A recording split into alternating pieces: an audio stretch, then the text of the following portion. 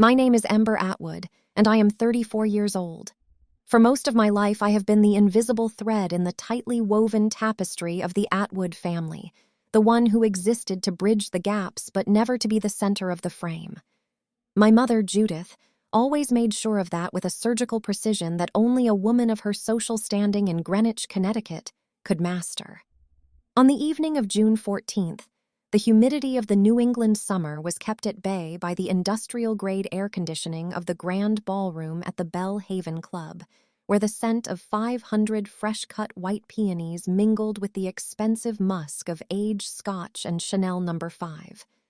It was my grandmother Dorothy's 90th birthday gala, a black tie affair that cost my mother exactly $84,000 to produce, including the four-piece string quartet playing Vivaldi in the corner and the vintage 1994 Dom Perignon being poured into crystal flutes that caught the light of the massive chandeliers. The tension at table 1 was a living thing, coiled beneath the starched white linen. My sister Beatrice sat to my left, draped in a custom-made silk gown that cost more than my first 3 years of car insurance. My brother Julian sat to the right, adjusting his cufflinks with the practiced arrogance of a man who had never been told no. Then there was me, wearing a simple navy dress I'd bought on sale at Nordstrom Rack for $89, feeling the weight of my mother's gaze like a physical burden. Judith stood up, the light reflecting off her perfectly set platinum blonde hair, and cleared her throat into the microphone. She began a speech about legacy, about the treasures we pass down and the value of blood. It was a performance designed for the 60 elite guests watching from their tables, including the mayor and 3 CEOs of Fortune 500 companies. With a flourish that felt rehearsed in a mirror, Judith reached into a small velvet bag. First, she turned to Beatrice. She pulled out a ring that made the room gasp, a 4.5-carat Harry Winston diamond set in platinum, valued at $45,000. It had belonged to our great-aunt, a symbol of the family's enduring wealth.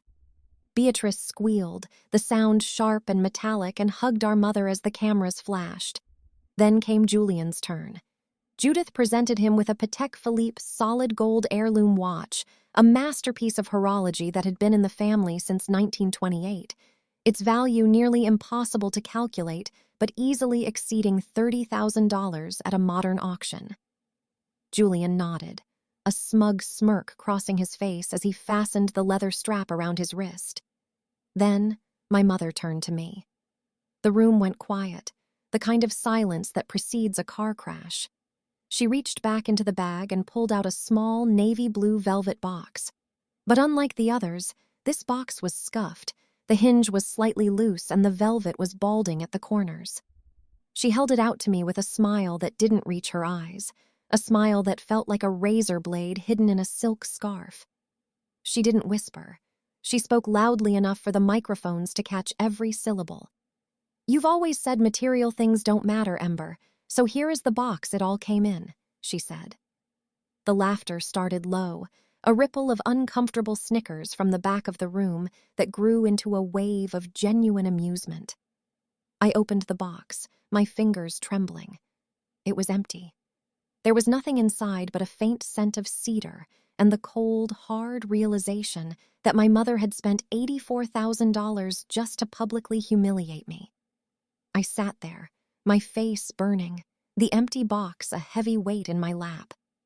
I felt like the 8-year-old girl again who had been forgotten at soccer practice, the teenager who wasn't invited to the family trip to Saint-Tropez because I needed to study for my nursing exams. But then, a hand found mine under the table. It was my grandmother, Dorothy. At 90, her skin was like fine parchment, but her grip was surprisingly strong. She didn't look at my mother. She didn't look at the crowd. She leaned in close, her breath smelling of peppermint and the expensive sherry she had been sipping, and she slipped a small, folded piece of paper into my palm. Her eyes, a sharp and piercing blue that hadn't dimmed with age, locked onto mine for a fraction of a second, conveying a message of fierce, silent rebellion. I waited until the speeches continued and the waiters began serving the main course, a pan-seared Chilean sea bass with a lemon caper reduction that cost $65 per plate. I unfolded the note beneath the edge of the table, my heart hammering against my ribs like a trapped bird. There were 7 words written in her elegant, shaky longhand. Look under the lining of the box. My breath hitched. I looked down at the scuffed velvet box resting on my lap. To any casual observer, it was junk, a relic of a gift long since moved. I ran my thumb along the bottom of the interior, feeling for a seam. My mother was busy laughing with a hedge fund manager, boasting about Julian's recent promotion at the firm where he barely worked 40 hours a week. She was so convinced of her victory, so certain that she had finally put me in my place as the family's charity case. Carefully, using the tip of my fingernail, I pried up the false bottom of the box. It wasn't just a lining, it was a hidden compartment, expertly crafted. Tucked inside was a small, tarnished silver key and a second, even smaller note. The key had a numbered tag attached to it, 412. The note simply said, "The Stamford Vault, October 12, 1994. My mind raced. 1994 was the year my grandfather passed away, the year my mother assumed control of the family estate and began her slow, methodical process of erasing me from the narrative.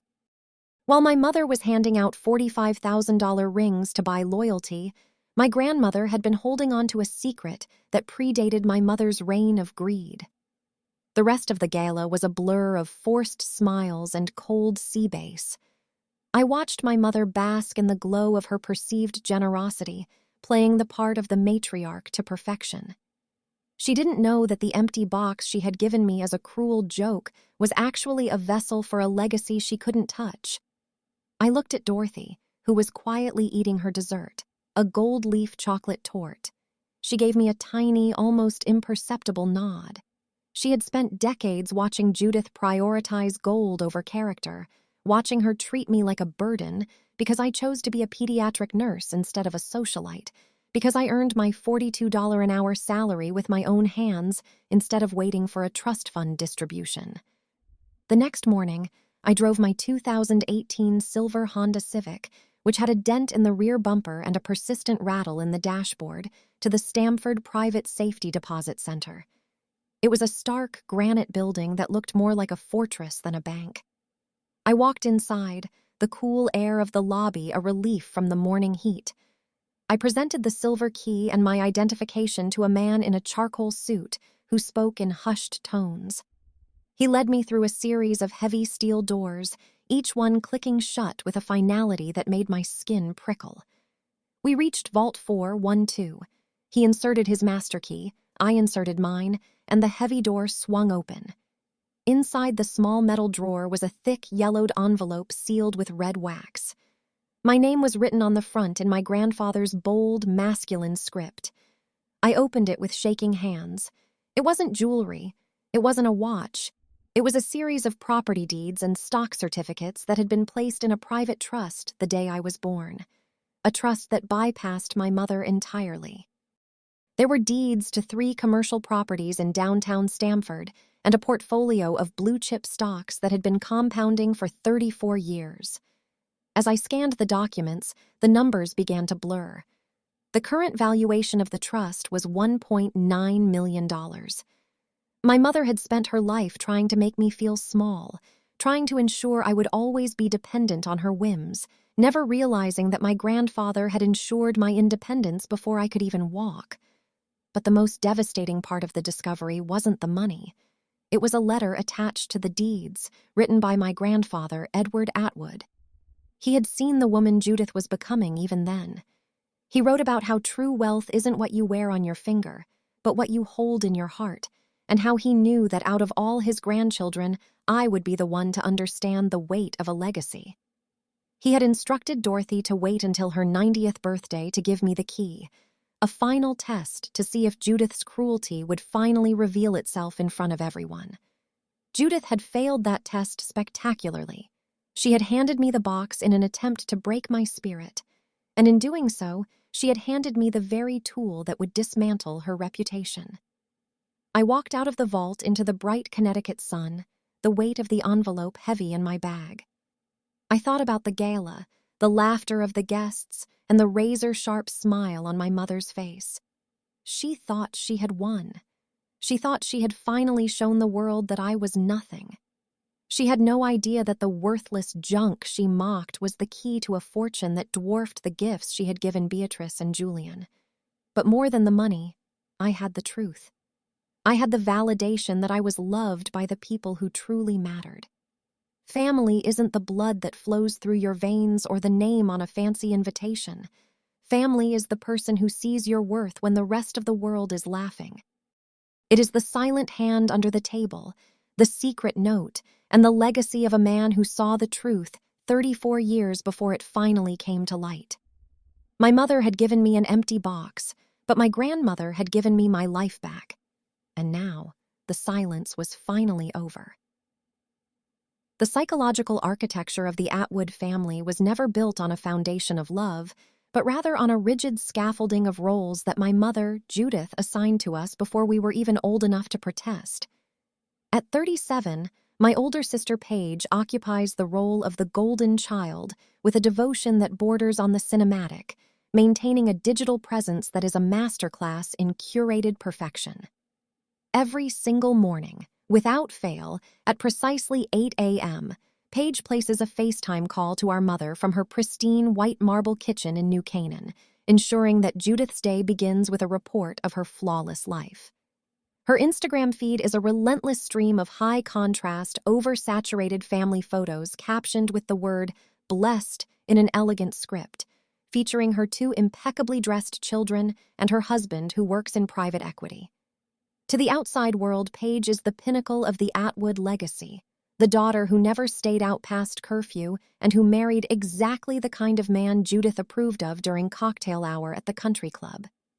Then there is my brother, Grant, who at 31 has perfected the art of being the legacy bearer through a strategy of absolute calculated silence. Grant exists in the periphery of every family crisis, nodding at the right moments and never offering an opinion that might clash with Judith's carefully constructed reality, a passive observer who reaps the benefits of his gender and his obedience without ever having to exert the effort of actual conversation.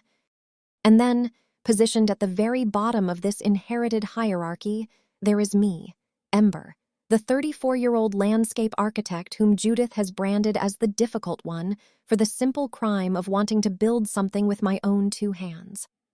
While my sister spends her afternoons selecting $600 bespoke floral arrangements from a boutique florist in Greenwich to send to our mother as a token of her devotion, I am usually covered in the literal grit of my profession.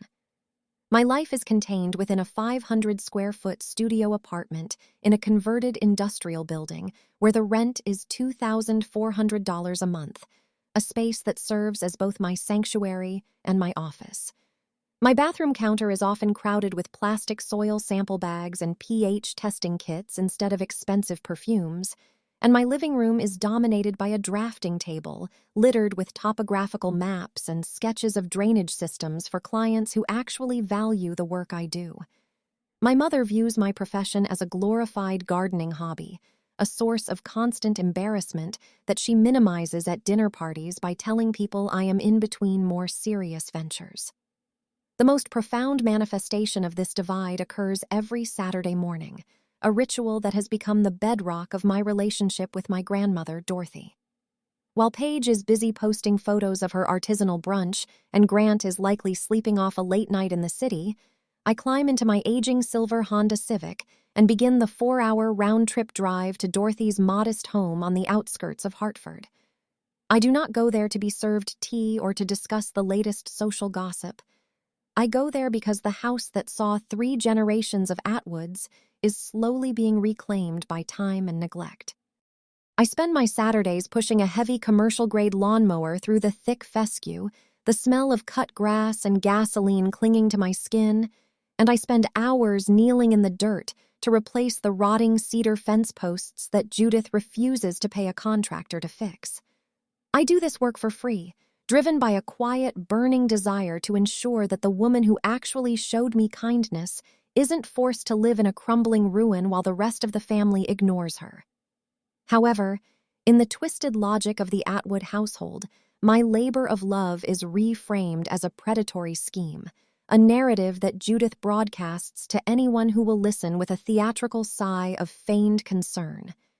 She has spent months whispering into the ears of our relatives and social circle that I am scamming Grandma Dorothy, suggesting that my weekly visits are a cover for me to manipulate a 90-year-old woman out of her remaining savings. It is a projection so bold and so transparent that it would be laughable if it weren't so damaging to my reputation within the family. While she paints me as a financial vulture, the reality is far more sinister and lies hidden beneath the glossy surface of Judith's own lifestyle. My mother, the woman who preaches the importance of legacy and the sanctity of family blood, has been methodically and secretly draining Dorothy's stagnant savings accounts to fund her own vanity projects.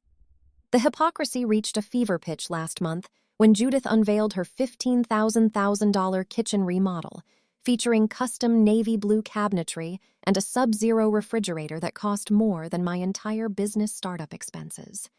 She stood in that kitchen, sipping a glass of expensive Sancerre, and lectured me about how I needed to stop bothering Dorothy because the poor woman was becoming confused by my constant presence. I knew then, looking at the gleaming Taj Mahal quartzite countertops that were paid for with the money Dorothy had set aside for her own medical care, that the empty box I was handed at the gala wasn't just a moment of spite. It was a calculated move by a woman who was terrified that I was getting too close to the truth, a woman who needed to delegitimize me so that when her thefts were eventually discovered, she could claim I was the one who had been dishonest all along. The contrast between us is not just a difference in lifestyle or career choice, it is a fundamental difference in how we value the world and the people in it. Paige values the image, Grant values the ease of silence, and Judith values the control that money provides, regardless of whose pockets it comes from. I value the feeling of a sturdy fence post being hammered into the earth, the way a garden looks when the light hits it at dusk, and the quiet dignity of a woman who has lived 90 years and deserves to have her home respected. Judith's razor-sharp smile at the gala, as she handed me that scuffed, empty velvet box, was the culmination of years of trying to make me feel as small and as insignificant as possible. She wanted the 60 guests in that ballroom to see a failure, a daughter who wasn't worth a diamond or a gold watch, a daughter who deserved only the scraps of a history she had supposedly abandoned. What Judith didn't account for, in her arrogance and her greed, was that while she was busy remodeling her kitchen with stolen funds, I was busy building a foundation of trust with the one person she couldn't manipulate. Every Saturday that I spent mowing that lawn and fixing those fences was a Saturday I spent listening to Dorothy's stories, learning about the grandfather I barely knew and the legal safeguards he had put in place decades ago. Judith saw my service as a weakness to be exploited for her narrative, never realizing that my proximity to Dorothy was giving me access to the very records that would eventually prove her betrayal. She was so blinded by her own reflection in her new polished countertops that she couldn't see the storm gathering on the horizon, a storm that would eventually strip away the blessed captions and the silent compliance of her favorite children to reveal the rot at the center of the Atwood name.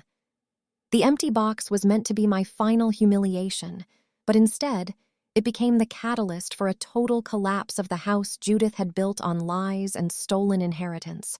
The betrayal that finally fractured the Atwood family was not a singular explosion, but rather a slow, corrosive rot that had been eating away at the foundations of our home for over a decade, manifesting in a moment of cold clarity back in the autumn of 2013.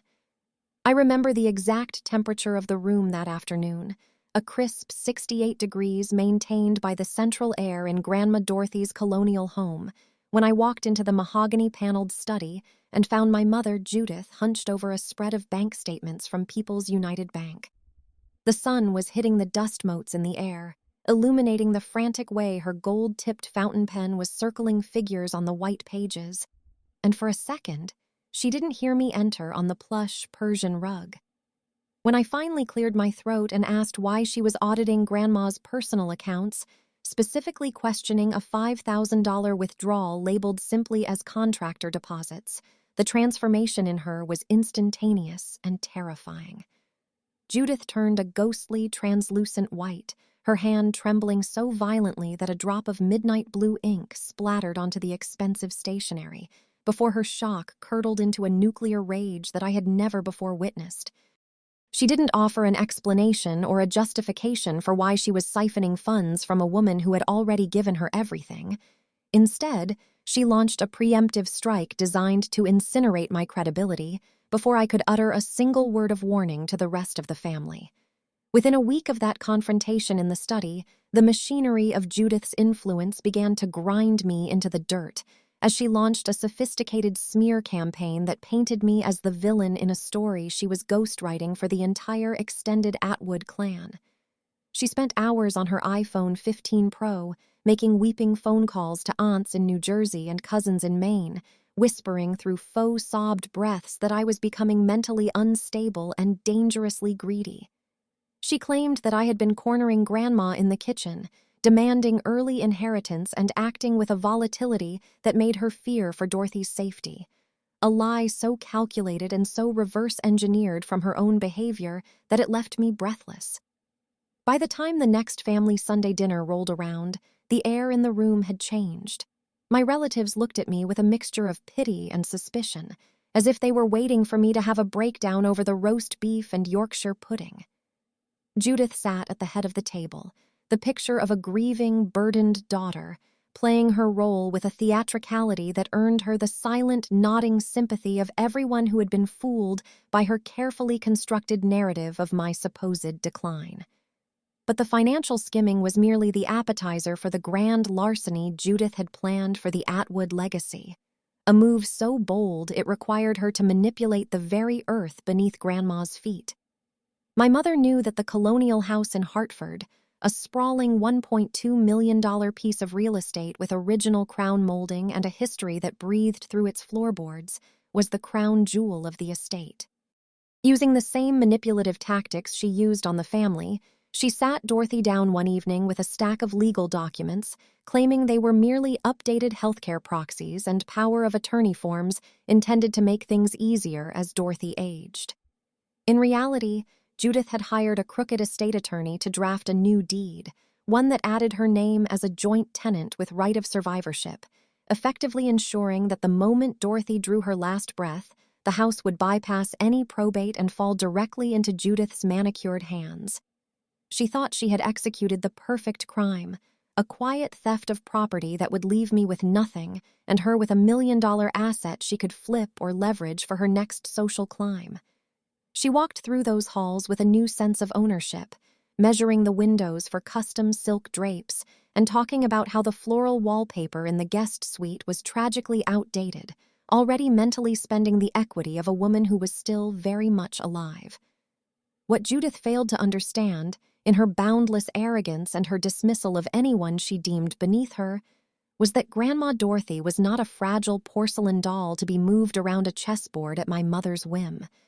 Dorothy was the woman who had built a real estate empire from a single, cramped Brooklyn office in 1965, a woman who had navigated the shark-infested waters of New York property law long before Judith had even learned how to balance a checkbook. My grandmother had spent her youth outsmarting men in gray suits who thought they could pat her on the head and take her commissions, and she hadn't survived 5 decades in that industry by being unobservant or easily led. While Judith was busy auditing bank statements and forging a path to the deed, Dorothy was sitting in her high-backed velvet armchair, seemingly dozing over a book of crossword puzzles. But in reality, she was recording every whispered conversation and tracking every missing cent with a mind that remained as sharp as a diamond glass cutter. She saw the way Judith looked at the mahogany desk. She noticed the missing $5,000 before I even walked into that room, and she understood exactly what those papers were when she signed them with a practiced, shaky hand that hid her true intent. The sheer audacity of my mother's betrayal served only to sharpen Dorothy's resolve to protect the one grandchild who hadn't treated her like an ATM or a fading relic of a bygone era. Judith believed that because she had the legal documents and the family's vocal support, she had won a war that I didn't even know I was fighting. But she was playing a game of checkers while Dorothy was playing grandmaster-level chess. Every Saturday when I arrived to fix the fence or mow the lawn, Dorothy would pull me into the kitchen under the guise of needing help with a high shelf, and she would hand me another piece of the puzzle, a copy of a hidden ledger, a name of a banker in Stamford, a memory of a trust created in 1994. She was building my defense and her own revenge in the quiet moments between Judith's visits, ensuring that the paper trail Judith was creating would eventually lead to her own professional and social ruin. My mother's nuclear reaction to being caught in 2013 wasn't the end of my story. It was the ignition point for a decade-long counter-operation that would ensure the Atwood name was returned to its rightful owner. The depth of the betrayal was a cold weight I carried for years, watching my sister Paige post those blessed photos while knowing the kitchen they were taken in was built on the back of our grandmother's stolen security. I watched Grant stay silent, his complicity bought with the promise of an inheritance that Judith was actively embezzling, and I felt the sting of being the family pariah while I was the only one actually working to keep Dorothy's life intact. But standing in the grand ballroom of the Belle Haven Club years later, feeling the scuffed velvet of the empty box in my hand, I realized that Judith's greatest mistake was her belief that material objects were the only things that held value. She focused on the diamond rings and the gold watches and the $1.2 million deed, never realizing that the most powerful asset Dorothy possessed was the truth, and that truth was currently folded into a tiny note resting in the palm of my hand. The empty box was Judith's final insulting gesture, a symbol of what she thought I was worth. But to Dorothy and me, it was the final piece of evidence needed to close the trap that had been set 10 years prior. As the string quartet played a delicate arrangement of Bach in the background and the elite of Greenwich sipped their champagne, the countdown to my mother's public bankruptcy began with the ticking of a clock she couldn't even hear. The financial reality of the situation was staggering. The $5,000 Judith stole in 2013 was just the beginning of a pattern that saw nearly $200,000 vanish from Dorothy's liquid assets over the next decade. Each withdrawal was a brick in the wall Judith was building between herself and the consequences of her greed. A wall she thought was impenetrable because she had the law and the family narrative on her side. She had spent $15,000 on a kitchen remodel, $3,000 on a designer wardrobe for a gala she wasn't even the guest of honor for, and countless thousands more on a lifestyle she couldn't afford on her own merit. All of this was documented, filed away in a safe deposit box in Stamford that my mother didn't even know existed, waiting for the moment when the difficult one would finally have the means to speak back. The contrast between the soil-stained hands of a landscape architect and the ink-stained heart of a socialite thief had never been more pronounced than in that ballroom. And as I looked at Judith's triumphant face, I felt a surge of something that wasn't just anger, but a profound sense of justice that had been 34 years in the making. The box was empty because Judith had already taken everything she could see, but she was blind to the inheritance that mattered, the one that Dorothy had hidden in the very places Judith thought were worthless junk. The hum of the Belle Haven Club's industrial exhaust fans provided a low mechanical growl that echoed through the nearly empty parking lot, a stark contrast to the refined Vivaldi that had been playing inside only moments before. I sat behind the wheel of my 2018 Ford F-150, the Oxford white paint under the flickering sodium vapor lights looking bruised and gray, much like how I felt.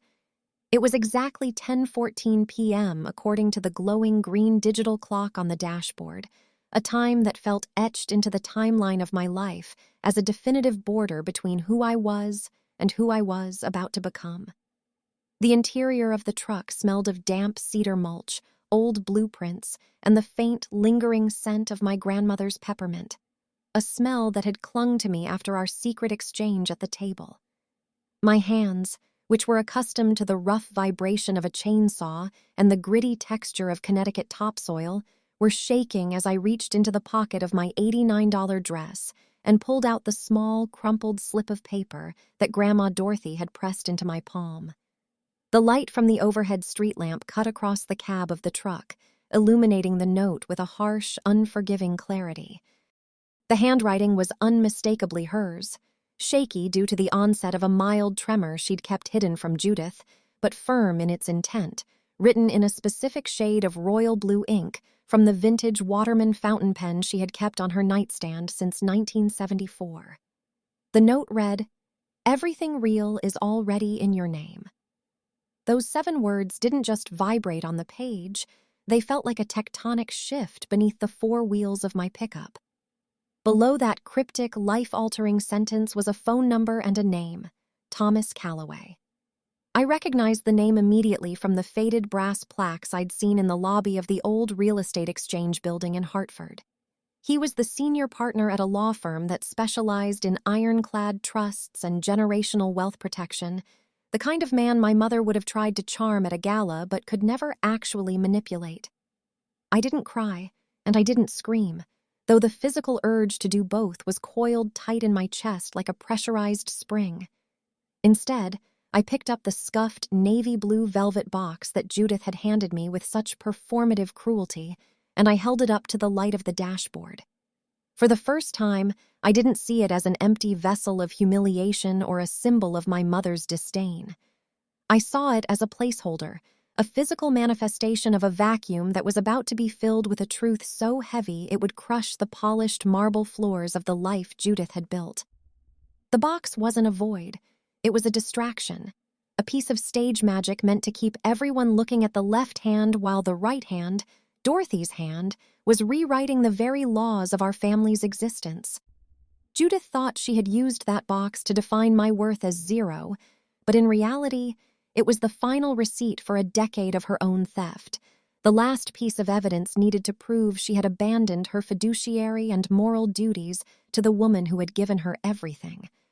I sat there for a long time, the engine of the F-150 ticking as it cooled, the cooling metal making sharp, rhythmic sounds like a countdown. I thought about the irony of my mother's $15,000 kitchen remodel and the way she'd flexed her perceived power over the $1.2 million colonial house, adding her name to a deed she thought was a victory lap. She was so blinded by the shimmer of gold leaf chocolate torts and the prestige of a 90-year-old's birthday gala that she hadn't noticed the silent architecture Dorothy had been building around her. Dorothy, the woman who had conquered the Brooklyn real estate market in 1965, hadn't just watched Judith, she had anticipated her. The scuffed velvet, the balding corners of the box, the loose hinge, it was all a brilliant, deliberate mask. By giving me something that looked like trash, Dorothy had ensured that Judith wouldn't look closer, wouldn't suspect that the box was anything other than a prop for her own ego. I reached for my phone, my thumb hovering over the keypad as I stared at the number for Thomas Calloway. I knew that calling this number would be the equivalent of pulling the pin on a grenade and dropping it into the center of the Atwood family dinner table. There would be no going back to the Saturday mornings spent mowing the lawn in silence while Judith watched from the window with a look of smug superiority.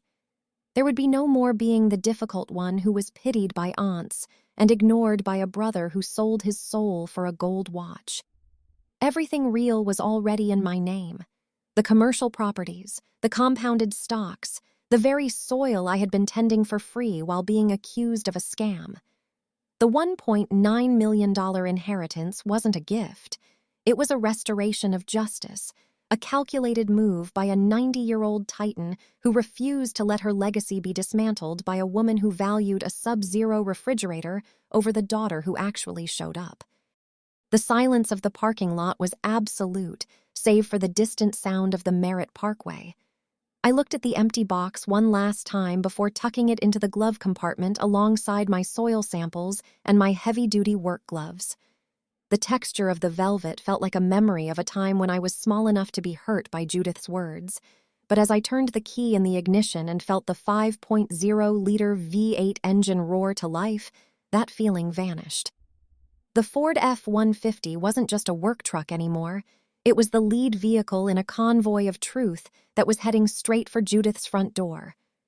I put the truck into gear, the tires crunching over the expensive gravel of the club's driveway, and I realized that my grandmother hadn't just given me an inheritance. She had given me the permission to stop being the victim in someone else's twisted fairy tale. As I drove out of the Bellhaven gates, passing the security booth where the guard gave me a curt nod, I felt a strange sense of calm. The humiliation of the gala, the snickers of the 60 guests, the razor-sharp smile of my mother. It was all just noise now, fading into the background like the tail lights of the cars I left behind on the highway. Thomas Calloway would receive a call at 9 a.m. on Monday morning, and by noon, the legal papers Judith thought she had mastered would begin to dissolve like sugar in the rain. I was Ember Atwood, a 34-year-old landscape architect who knew exactly how much a cubic yard of topsoil weighed and exactly how deep a foundation had to be to survive a New England winter. My mother had handed me an empty box, but she had failed to realize that you can't build anything on emptiness, and the house she had constructed out of lies and stolen kitchen cabinets was about to find out that the ground beneath it had already been sold. I thought about the word real that Dorothy had used in her note. In our world, real was often equated with the sparkle of a diamond ring or the prestige of a specific zip code, but Dorothy knew better. Real was the sweat on my brow after 4 hours of fixing a fence. Real was the way she squeezed my hand under a linen tablecloth when the world was laughing at me. Real was the legal permanence of a trust that couldn't be broken by a tantrum or a smear campaign. Judith's reality was a stage set, fragile and expensive, while my reality was rooted in the granite and oak of the properties I now owned. The transition from the invisible daughter to the owner of a $1.9 million legacy didn't feel like a sudden burst of wealth. It felt like finally standing up straight after carrying a weight that wasn't mine to bear. The clock shifted to 10:28 p.m. as I pulled onto the highway, the lights of Stamford glowing in the distance. I reached out and touched the dashboard of my truck, a vehicle I had struggled to make payments on while Judith lived in luxury on Grandma's dime. I smiled, a real smile that didn't hide any razor blades, as I realized that the empty box was the most valuable thing I had ever been given. It was the catalyst for the end of the Atwood era of deception. Judith had wanted to give me a void, but instead, she had given me the space to fill my life with something genuine. The box was empty so that I could fill it with the sound of a lawyer's voice, the rustle of valid deeds, and the quiet satisfaction of a woman who had finally been seen by the only person whose vision truly mattered. The road ahead was long, and the fight would be ugly, but for the first time in 34 years, I wasn't driving toward a dead end. I was driving toward a future that had been secured before I even knew I needed it. The empty box was gone, replaced by a clarity that was worth more than every diamond in Greenwich combined. The weekend had been a fever dream of anticipation and cold, calculated silence, but as the clock on the dashboard of my Ford F-150 clicked over to exactly 9 a.m. on Monday morning, the world snapped into a sharp, high-definition focus. I found myself standing before a nondescript, historic red brick office building in the heart of downtown Hartford, a structure that projected an aura of quiet, unshakable authority that my mother's flashy country club could never replicate. As I pushed open the heavy mahogany doors, the air changed instantly, losing the humid scent of a Connecticut summer and replaced by the sophisticated, dry aroma of old parchment, bound leather, and the expensive, dark roast espresso being brewed in a hidden kitchenette. I didn't look like a woman who had just inherited a fortune. I looked like a landscape architect in a clean but simple linen blazer, my fingernails scrubbed of the Saturday soil but my posture straight with the weight of the silver key still resting in my pocket. I was buzzed into a private suite on the 4th floor where the name Calloway and Associates was etched into a glass partition in a font that looked as permanent as a mountain. Thomas Calloway was a man who seemed to be constructed entirely out of sharp angles and decades of legal triumphs, wearing a charcoal 3-piece suit that probably cost more than my entire studio's annual utility budget. He didn't waste time with the vapid pleasantries that Judith favored. He simply gestured toward a deep green leather armchair and opened a thick, weathered manila folder that had my name, Ember Atwood, printed on a tab in a precise typewriter-set font. He adjusted his gold-rimmed glasses, the light from the large window behind him catching the silver in his hair, and looked at me with a professional respect that felt like the first real breath of air I had taken in years. He cleared his throat and began to speak in a voice that was as smooth and steady as the ticking of a grandfather clock, informing me that my grandmother, Dorothy, had not been the passive victim my mother assumed her to be. In 2013, the very year I had caught Judith siphoning those $5,000 for a supposed contractor deposit, Dorothy had walked into this very office and established an irrevocable trust that was designed to act as a silent guillotine for my mother's greed. The contents of the trust were revealed to me with the methodical precision of a master jeweler laying out a collection on black velvet, and the sheer scale of Judith's upcoming collapse began to take shape in the form of legal descriptions and bank balances. First, there was the family estate, the sprawling $1.2 million colonial house in Hartford that Judith thought she had secured by adding her name to a joint tenancy deed. Thomas explained with a faint, knowing smile that Dorothy had transferred the property into the irrevocable trust months before Judith had ever presented those fraudulent papers for her signature, rendering Judith's joint tenancy completely null and void. The house didn't belong to Judith, and it didn't belong to the estate. It belonged to me, held in a legal fortress that no amount of social climbing or gaslighting could ever breach. Next, he pulled out a statement for an investment portfolio managed by Vanguard, a collection of blue-chip stocks and tax-exempt municipal bonds that had been quietly compounding since the mid-90s, currently valued at exactly $480,000. But the most staggering revelation, the one that made me lean back in the leather chair as a wave of dark irony washed over me, concerned the jewelry that had been the center of the birthday gala's theatrical display. Thomas reached into a small safe behind his desk and pulled out a velvet-lined tray containing a collection of pieces that radiated a fire and brilliance that made the items from the party look like carnival prizes. He explained that the $45,000 Harry Winston diamond ring that Paige was currently flaunting to her 10,000 Instagram followers was nothing more than a high-quality cubic zirconia reproduction, a $500 glass and brass fake that Dorothy had commissioned years ago specifically to trap my mother. The real heirloom ring, a flawless 5.0-carat D-colored diamond that had been in the Atwood family for 4 generations, was sitting right in front of me, never having left the safety of the vault. The same was true for the solid gold Patek Philippe watch that Julian was wearing. His was a clever Japanese movement replica, while the original gold masterpiece was tucked away in the manila folder's inventory list, waiting for a wearer who actually understood the value of time. The total valuation of the contents of my scuffed navy blue box, the box that Judith had handed to me as a public declaration of my worthlessness, was $1.9 million when accounting for the real estate, the liquid assets, and the genuine jewels. I realized then that while Judith and Paige were walking around Greenwich thinking they were royalty, draped in glass and brass and living in a house they no longer had any legal right to occupy, they were essentially playing dress-up in a theater that was about to be demolished. The empty box wasn't an insult. It was a sanctuary for the truth, a way for Dorothy to ensure that the people who only valued the shimmer would be left with the shadows. Judith had spent $84,000 to throw a party where she inadvertently celebrated her own financial and social execution, handing me the key to her kingdom while she laughed at my perceived poverty. Thomas Calloway handed me a pen, a heavy Mont Blanc that felt substantial in my hand, and asked me to sign the acknowledgement of the trust's activation.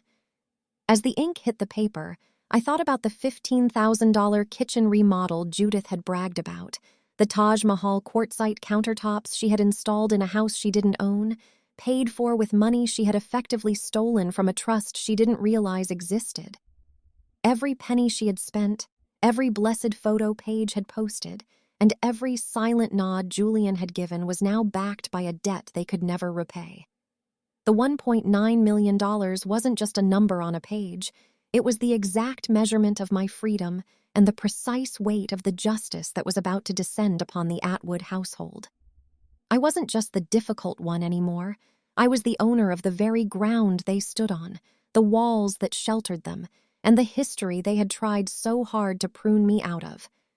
I stayed in that office for 2 hours, going over every detail of the eviction notices and the civil suits that Thomas was preparing to file on my behalf, feeling a cold, professional satisfaction that I had never known in my years as a landscape architect. We discussed the specific timeline for the reveal, ensuring that the legal paperwork would hit Judith's desk at the exact moment she felt most secure in her new kitchen. I looked at the real jewelry one last time, the $1.9 million inheritance shimmering under the fluorescent lights of the office, and I felt a profound sense of gratitude for the 90-year-old woman who had built an empire from a single Brooklyn office. Dorothy knew that the only way to deal with people who live for appearances is to strip away the reality and leave them with the costume. Judith and Paige were wearing their lies on their fingers and wrists, oblivious to the fact that the stage lights were about to go dark and the audience was about to see them for exactly who they were. As I left the brick building and stepped back into the Hartford sun, I didn't feel like celebrating with champagne or calling my friends to brag. I felt a quiet, simmering resolve, the kind of patience you need when you're waiting for a slow-acting fertilizer to take hold and transform a landscape from the roots up. I climbed back into my Ford F-150, the 10:14 p.m. note from my grandmother now accompanied by a stack of legal documents that carried the force of the Connecticut Superior Court. The drive back to my 500-square-foot studio felt shorter than usual, the rattle in my dashboard sounding less like a sign of struggle and more like a percussion instrument in a victory march. Judith had handed me a box she thought was a void, but she had failed to realize that in the hands of the right person, a void is just an invitation to create a new world. The empty box was now full of the future, and for the first time in 34 years, the Atwood name was finally going to mean something real again, even if it meant my mother and sister would have to learn what it felt like to be the ones with nothing but a scuffed velvet box to their names. The strategy was set, the trust was active, and the $1.9 million was no longer a secret hidden in a vault. It was a weapon of mass restoration. I thought about the 60 guests at the gala and how their snickers would turn to stunned silence when the news broke that the golden child was wearing a fake and the matriarch was an accidental squatter in her own home. The contrast was no longer between the successful daughter and the landscape architect. It was between the woman who owned the truth and the women who were drowning in their own expensive illusions. I turned onto my street, the industrial buildings glowing with the midday sun, and I knew that the next time I saw my mother, I wouldn't be the one looking for a seat at her table. I would be the one deciding whether or not the table even stayed in the house. The box was empty no more, and the silence of the last 10 years was about to be replaced by the very loud, very public sound of a legacy finally finding its rightful home. The setup for the final act of this familial tragedy was as meticulously planned as one of my complex drainage systems, requiring a level of emotional discipline I hadn't known I possessed until the moment I walked into La Scale, the high-end bistro in Greenwich, where Judith had summoned me 3 days after the gala. The restaurant was a cathedral of curated excess, featuring vaulted ceilings and expansive windows that looked out over the Long Island Sound, where multi-million-dollar yachts bobbed in the gentle wake of the afternoon tide. My mother was already seated at a prime corner table, draped in a $1,200 tailored cream wool suit that made her look like a statue of ivory and arrogance, her fingers adorned with rings that caught the midday sun with a brilliance she still believed was genuine. She was sipping a $14 glass of crisp Pinot Grigio, the condensation on the crystal flute mirroring the coldness in her eyes as she watched me approach, her smirk deepening with every step I took in my simple landscape architect's attire. I sat down across from her, the scent of expensive sea bass and truffle oil hanging heavy in the air, and I felt a strange, detached calm wash over me. I wasn't the wounded daughter she expected. I was a silent observer of a woman who was unknowingly presiding over the liquidation of her own life. Judith didn't waste time with a greeting, leaning forward as the waiter placed a linen napkin in my lap. "I hope you aren't bitter about the box, Ember," she said. her voice carrying that specific tone of performative concern she used when she knew people were watching. It was a lesson in humility, a reminder that the Atwood name is built on tradition and grace, not just handouts to those who choose to live on the fringes of our expectations. She took a slow, deliberate sip of her wine, her polished nails clicking against the glass, waiting for me to break, waiting for the tears or the accusations of unfairness that would validate her sense of superiority. I didn't give her the satisfaction of a tremor in my voice or a flash of anger in my eyes. Instead, I just smiled, a slow and genuine expression that clearly unsettled her because it didn't fit the script she had written for this encounter.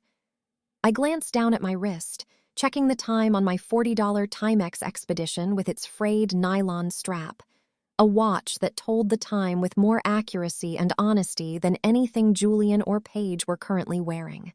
It was 12:45 p.m., and at that exact moment, according to the timeline Thomas Calloway had established, the first of the legal inquiries into the estate's recent bank transfers was being initiated. "Actually, Mom, it was the most honest gift you've ever given me," I replied, keeping my voice level and melodic. I watched her eyebrows knit together in confusion, the first crack in her porcelain mask. She had expected me to be crushed by the void of the empty box, but she couldn't comprehend that the emptiness was actually a mirror reflecting her own spiritual and financial bankruptcy. I let her believe she was the victor of our lifelong Cold War, sitting there in that bistro while she lectured me about the responsibilities of being an Atwood and the disappointment I had become. She talked about Paige with a glowing, nauseating pride, mentioning that my sister was currently heading to an exclusive jeweler on Greenwich Avenue to get her $45,000 diamond resized because it was slipping on her finger. I had to bite the inside of my cheek to keep from laughing out loud at the image of Paige walking into a high-security vault with a $50 piece of cubic zirconia, presenting it to an expert who would likely have to hide his amusement behind a professional cough. Judith was so insulated by her own narcissism that she couldn't see the absurdity of the situation. She was bragging about a fake jewel being resized by a fake daughter, while the real owner of the house they slept in sat across from her eating a side of roasted Brussels sprouts. The irony was thick enough to choke on, but I played my part to perfection, nodding at the right intervals and allowing Judith to pay for the $120 lunch with a credit card that was linked to an account she no longer had the right to draw from. Every swipe of that card was another piece of evidence, another unauthorized transaction that Thomas would use to illustrate her pattern of financial abuse. As she signed the bill with her elegant, looping signature, she looked at me with a pity that was almost breathtaking in its lack of self-awareness. "You'll understand one day, Ember, when you've built something of your own," she said, standing up and smoothing the wrinkles of her expensive suit. She had no idea that I had already built a sanctuary for the truth, and that the blueprints for her eviction were already being printed on high-bond paper in a brick building downtown. As we walked out of the restaurant, the valet brought around her black 2024 Mercedes-Benz S-Class, a vehicle that cost more than my annual salary and was likely leased through another one of Grandma's drained accounts. She offered me a ride back to my studio, a gesture of hollow charity that I declined with a polite shake of my head. I told her I had my truck parked nearby and that I had a site visit for a new client, a lie that was half true, as my new client was actually my own future. I watched her drive away, the exhaust of the Mercedes fading into the sea breeze, and I felt the weight of the silver key in my pocket. She was driving toward a colonial house that she thought was her castle, oblivious to the fact that the locks were scheduled to be changed and the deeds had already shifted under her feet like the very soil I studied for a living. The contrast between the two of us at that table was no longer about money or status. It was about the fundamental difference between the shadow and the substance. Judith was a collection of high-end labels and stolen prestige, a woman whose entire identity was a $15,000 kitchen remodel and a curated Instagram feed. I was a woman who knew the value of a scuffed velvet box because I knew what it was intended to hide. While Paige was at the jeweler waiting for a verdict on her glass ring, and Julian was likely showing off his replica watch to a client, I was walking back to my Ford F-150, feeling the sun on my face and the immense power of a secret that was finally ready to be told. The setup was indeed perfect, because it relied entirely on Judith's belief that I was too small to fight back, too difficult to be clever, and too poor to be a threat. I drove back toward Hartford, passing the signs for the exit to Grandma's house, and I thought about the 90-year-old woman who was currently sitting in her velvet armchair waiting for the storm to break. Dorothy had spent decades in the Brooklyn real estate market, a landscape of sharks and skyscrapers, and she had taught me the most important lesson of all. You never reveal your hand until the bet is so high the other person can't afford to lose. Judith had bet everything on the idea that material things were the only currency that mattered, and she had used those things to buy a world of glass and brass. She had handed me an empty box as a final insult, but in doing so, she had signaled that she had nothing left to give, nothing left to steal, and nothing left to hide behind. The silence of the drive was a comfort now, a sharpening of the blade before the strike. By the time I reached my studio, the afternoon light was hitting the drafting table where my maps were spread out, highlighting the contours of a land that I now legally protected. I opened my laptop and saw an encrypted email from Thomas Calloway. The subject line was simple: proceedings initiated. It contained the digital copies of the filings that would be served to Judith the following morning at 10 a.m., a formal notice of the trust's activation, a demand for a full accounting of all diverted funds since 2013, and a notice to vacate the premises of the Hartford estate within 30 days. The $1.9 million was no longer just a concept. It was a physical force that was moving through the legal system with the inevitability of a glacier. I sat there in the quiet of my 500-square-foot life, and for the first time, I didn't feel the need to fix anything. The fence was sturdy, the lawn was mowed, and the truth was finally standing on its own 2 feet. Judith had wanted to teach me a lesson in humility, but she was about to receive a masterclass in reality. She had mistaken my silence for submission and my simple life for failure, never realizing that the most dangerous person in the room is the one who doesn't need your approval to know their own worth. The bistro lunch was the final goodbye to a daughter I no longer had to be.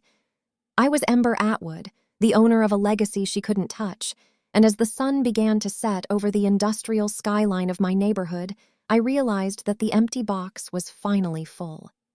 It was full of the courage to stand alone, the wisdom to wait for the right moment, and the absolute certainty that the Atwood family was finally going to be built on something real. The game was over, the trap was sprung, and tomorrow, the Golden Children and their Ivory Queen would find out exactly what happens when you try to build an empire on a void. The public execution of my mother's carefully manufactured reputation did not happen in a courtroom or through a dramatic shouting match on the manicured lawn of the colonial estate, but rather within the hushed, carpeted confines of Garrison and Daughter's fine jewelry on Greenwich Avenue. At precisely 11:15 a.m. on Tuesday, my sister Paige walked through those heavy glass doors, her heels clicking with the rhythmic arrogance of a woman who believed she was the rightful heir to a sparkling fortune. She was there to have her $45,000 Harry Winston diamond resized and appraised for a new insurance rider, a task she had been boasting about in the family group chat since the night of the gala. I can almost see the scene in my mind.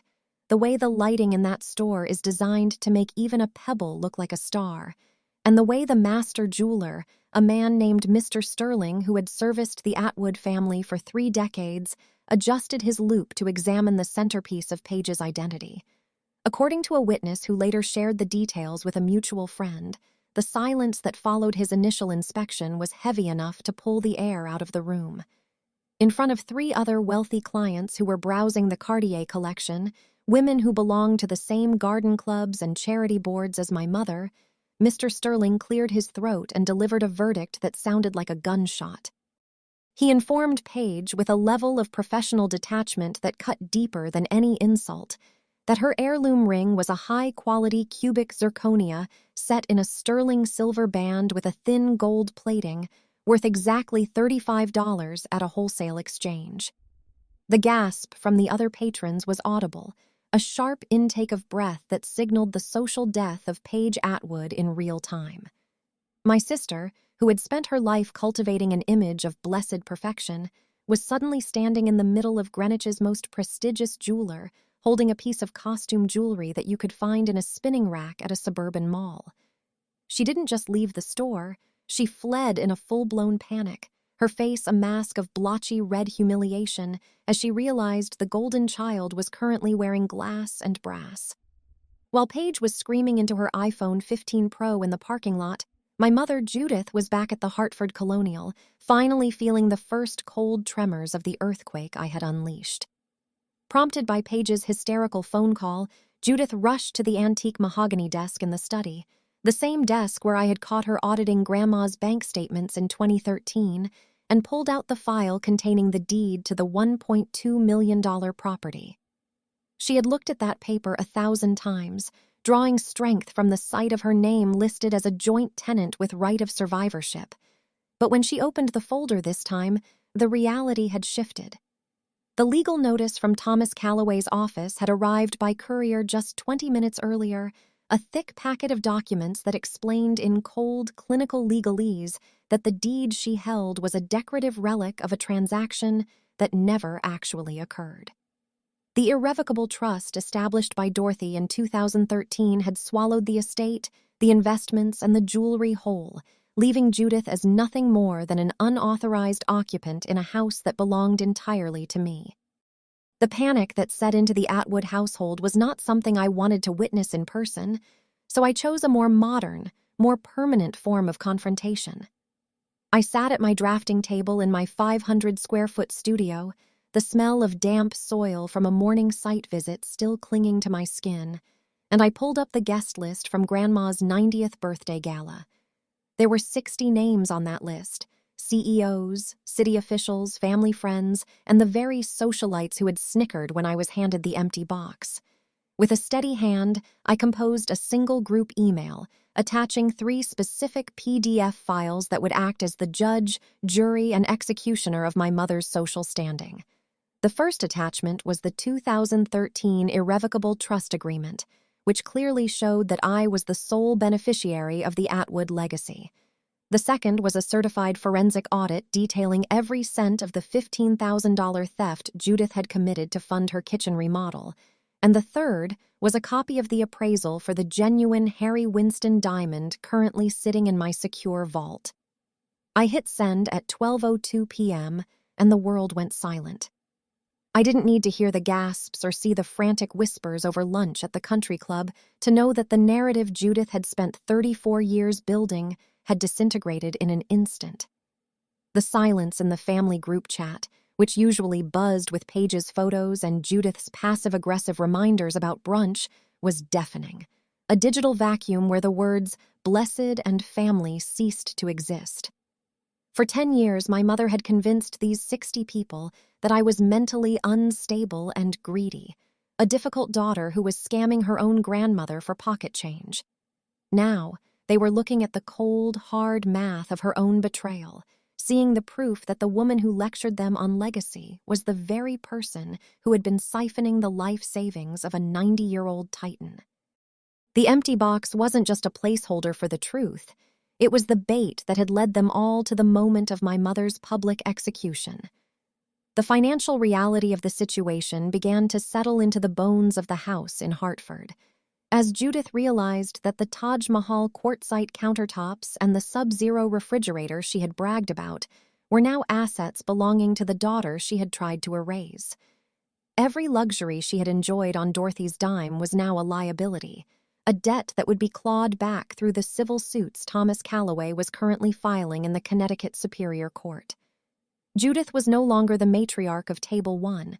She was a woman who had been caught stealing from her mother and her daughter simultaneously. A thief who had been so blinded by the sparkle of a fake diamond that she hadn't noticed the walls of her castle were made of paper. Paige, meanwhile, was likely hiding in her white marble kitchen in New Canaan, staring at the $35 ring on her finger and realizing that her entire digital identity was built on a foundation of cubic zirconia and lies. I spent the afternoon walking through a local nursery, the scent of lavender and pine a soothing balm after the clinical coldness of the legal battle. I thought about the $1.9 million, a figure that felt abstract compared to the weight of the justice I had finally achieved. It wasn't about the money, though the financial security would allow me to expand my landscape architecture business and move into a studio that didn't have soil samples in the bathroom. It was about the fact that for the first time in my life, the truth was the dominant currency in the Atwood family. I was no longer the difficult one. I was the owner of the narrative, the person who had been entrusted with the legacy because I was the only one who didn't try to steal it. Dorothy had known what she was doing when she handed me that scuffed velvet box. She had given me a weapon that would only work if my mother chose to be cruel, and Judith had chosen cruelty every single time. As the sun began to set over the industrial skyline of Stamford, I looked at my phone and saw 100 notifications, missed calls from Judith, frantic texts from Paige, and a single short message from my brother Julian that simply said, "I had no idea." I didn't reply to any of them. There was nothing left to say that hadn't already been stated in the forensic audit or the trust agreement. The execution was complete, and the Atwood name was now associated with a scandal that would be whispered about in the locker rooms of the Belle Haven Club for the next decade. Judith had spent $84,000 to humiliate me, and in return, she had lost a $1.2 million estate and her place in the world she valued above all else. The trade-off was poetic, a perfect balance of accounts that only a woman like Dorothy could have engineered from her velvet armchair. The empty box was now tucked away in my closet, a relic of a war that was finally over. I felt a profound sense of relief, not because I was wealthy, but because I no longer had to defend my sanity to a family that was committed to misunderstanding me. The landscape of my life had been cleared of the weeds and the rot, leaving a blank canvas of fertile soil where I could finally grow something of my own. I thought about the moral of the story, the lesson that Dorothy had been teaching me during all those Saturday mornings when I was fixing the fence and mowing the lawn. Family isn't the people who share your DNA but treat you like a burden. Family is the person who stays when the truth comes out, the person who builds a vault for your future while the rest of the world is busy trying to sell it for scraps.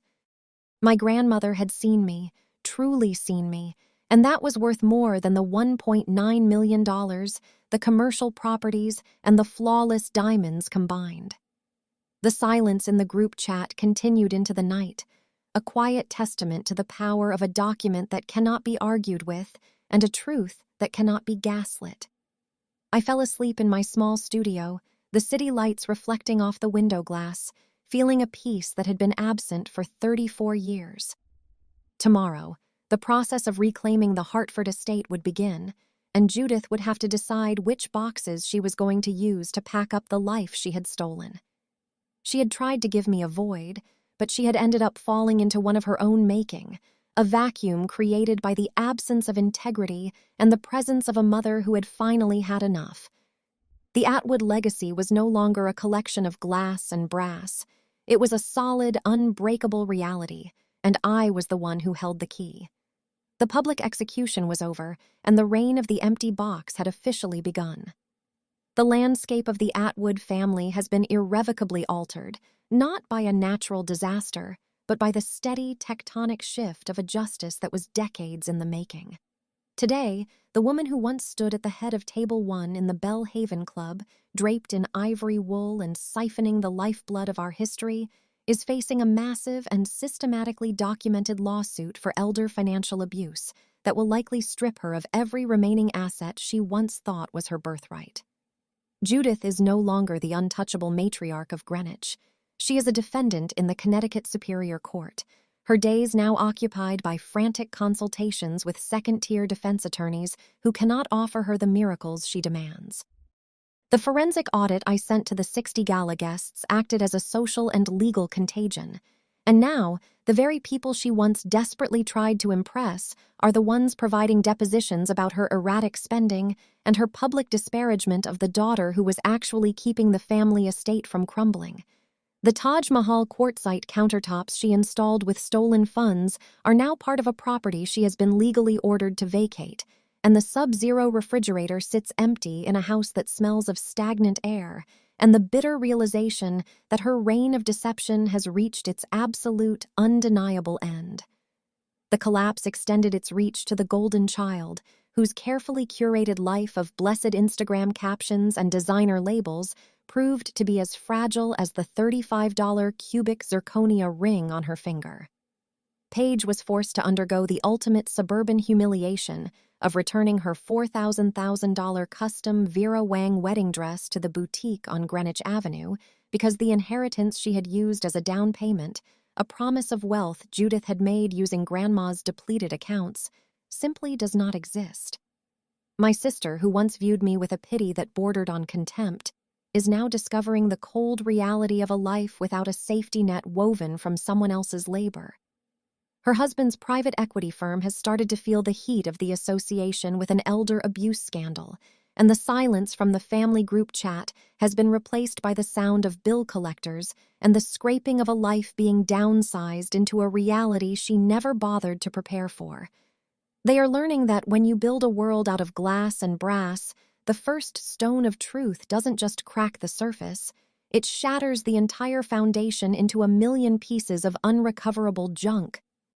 While the house Judith built on lies is being dismantled by the legal system, I have used the power of the $1.9 million irrevocable trust to create a sanctuary of genuine dignity for the woman who made this restoration possible.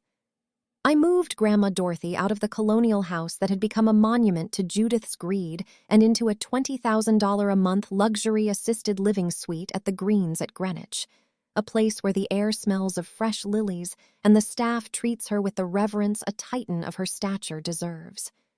I pay for every cent of her care out of the trust assets, the commercial properties in Stamford and the compounded investment portfolio, ensuring that she spends her final years surrounded by the finest linens, the best medical care, and a panoramic view of the rolling hills she once conquered as a young woman in 1965. Every Saturday I still visit her, but I no longer bring a lawnmower or a bag of cedar fence posts.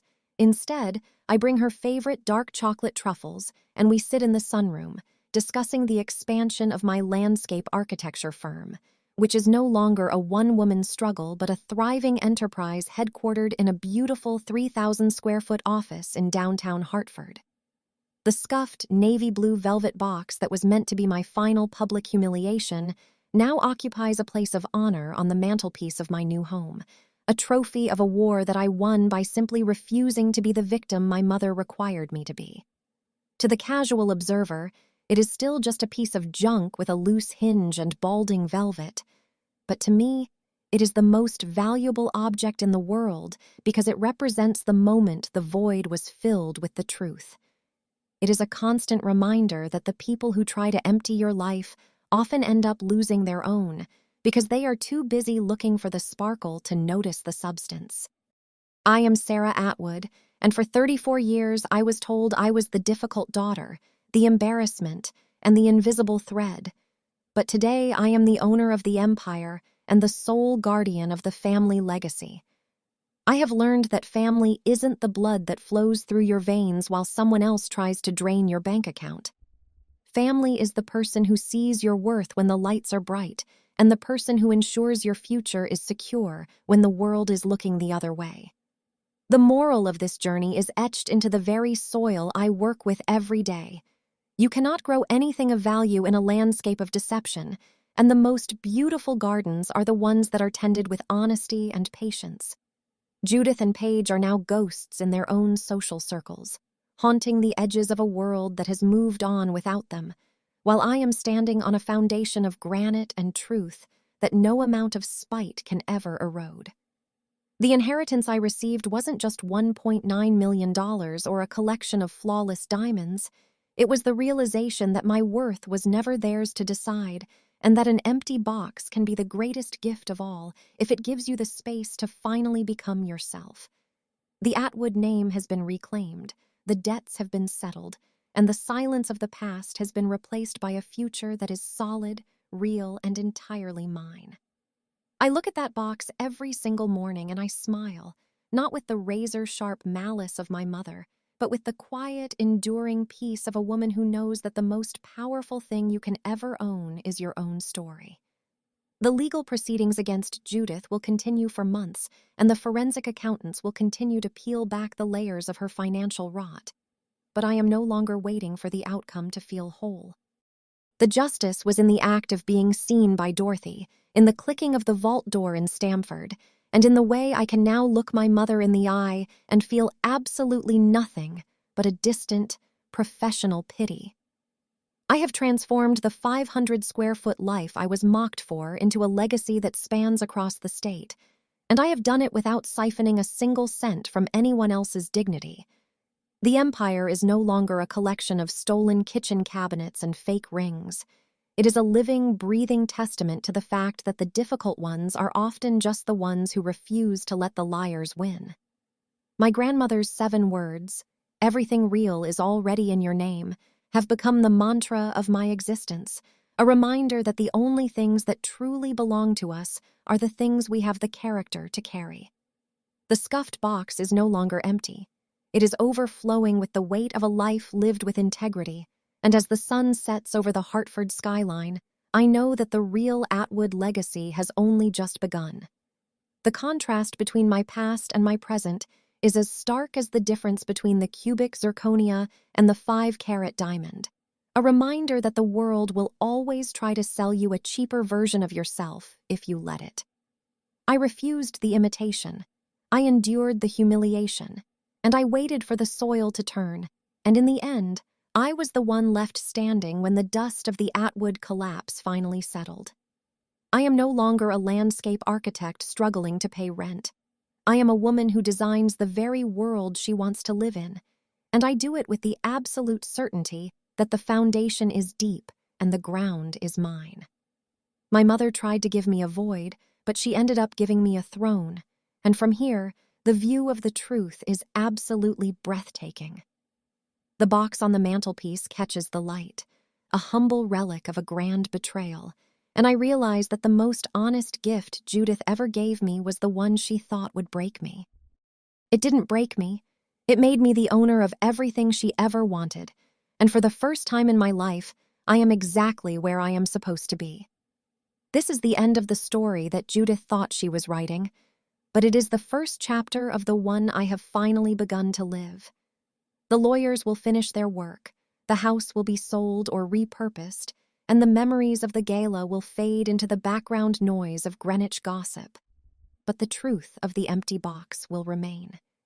It is the story of a girl who was told she was nothing and the grandmother who knew she was everything. A story of a silent hand under a table and a secret vault in a brick building. I walk through the world now with a lightness that only comes from knowing your name is protected and your soul is your own. The Atwood Empire is finally in the hands of someone who knows that the most important part of any structure isn't the gold leaf on the ceiling, but the integrity of the walls that hold it up. I am Sarah Atwood, and the box is empty no more.